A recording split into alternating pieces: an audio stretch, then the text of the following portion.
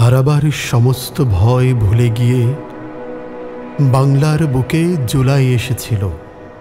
আলোর শপথ নিয়ে সেদিন যুদ্ধে নেমেছি আমরা।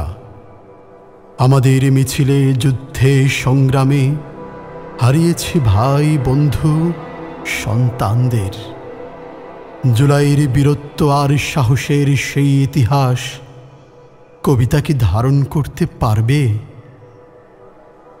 কবিতার চরণে কি জায়গা হবে ফ্যাসিস্টের গুলির সেই সংখ্যা লেখার?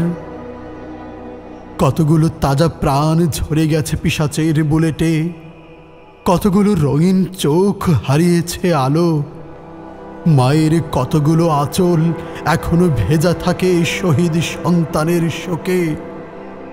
কবিতায় কবিতায় কি তার হিসাব লেখা যাবে? আবু সাইদের বুকের মতন প্রশস্ত কবিতা আমি কোথায় পাব, যেখানে সমগ্র বাংলাদেশ মিলেমিশে একাকার?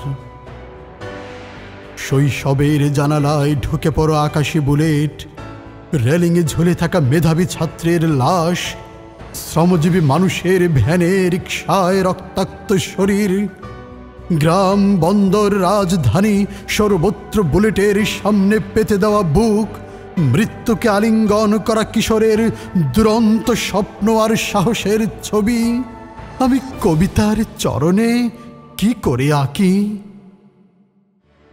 জুলাইয়ের লাল আকাশ থেকে বৃষ্টি হলে শত কবির জন্ম হবে বাংলায়। জালিমেরা বাংলায় আবার মাথা চাড়া দিলে মুগ্ধের মতো পানি বিলাবো আমি। শহীদ নাজিফের মতো কপালে পতাকা বেঁধে জীবন দিব এ দেশকে। জুলাইয়ের বাতাসে নিঃশ্বাস নিয়ে শপথ আমার, যেখানেই দেখা দেবে বৈষম্য সেখানেই নেমে আসবে ৩৬শে জুলাই।